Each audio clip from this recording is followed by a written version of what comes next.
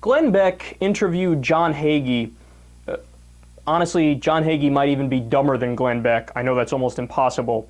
But this clip right here explains exactly why there isn't peace in the Middle East. Let's listen. John Hagee. How are you, sir? I'm doing well, thank you. I get my pro-Israel stance from the Bible. Yes. I know between the Bible and the history of America, I know whose side we're supposed to be on. Yes. And most people don't know the history of America, and we're completely losing the history of the Bible. Yes. And pastors aren't standing up. That's true. People just are not. Nobody's willing to say it. Seminaries today are not teaching the Bible perspective of God's relationship to Israel. God made a covenant with Abraham, Isaac, and Jacob that's recorded 22 times in the Old Testament, that the Jewish people were to own the land of Israel forever in an eternal blood covenant. The Jewish people do not occupy the land of Israel, they own the land of Israel. That has been a Bible axiom from Genesis 1:1, when God created the heavens and the earth. As the owner of the earth, as the right of ownership, he gave it to Abraham, gave it to Isaac, gave it to Jacob, assured it to David, promised it through the Old Testament and New Testament prophets.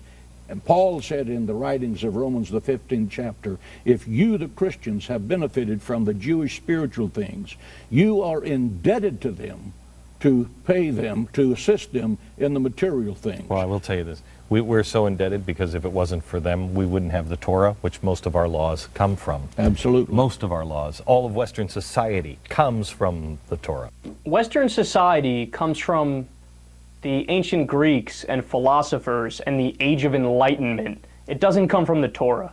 But putting that aside, the scariest part there is what Beck said and then Hagee parroted. I get my stance on Israel from the Bible. And then Hagee responds, Israel existing is a Bible axiom. Okay, you know what that means? They're not gonna compromise and reach a peace deal because they're so sure Israel has a right to every inch and every millimeter of the land that they think whatever the dirty Palestinians get and the dirty Muslims get, they have coming to them. I mean, this is such a stark example of religious thinking getting in the way of all logic, all reason, all rationality, and common sense. I mean, look at the history of that region of the world.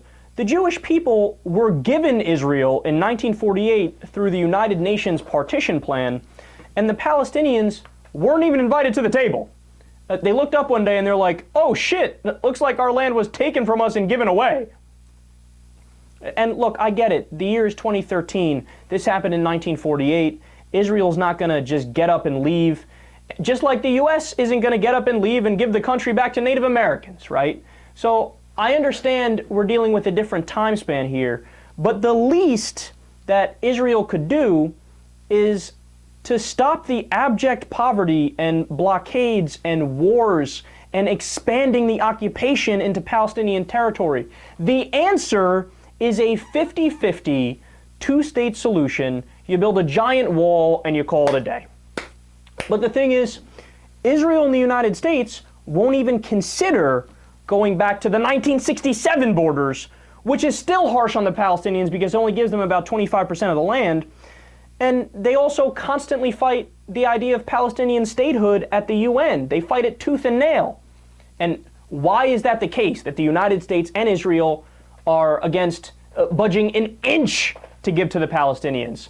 Because the people running the government agree with the radical position of Glenn Beck and John Hagee.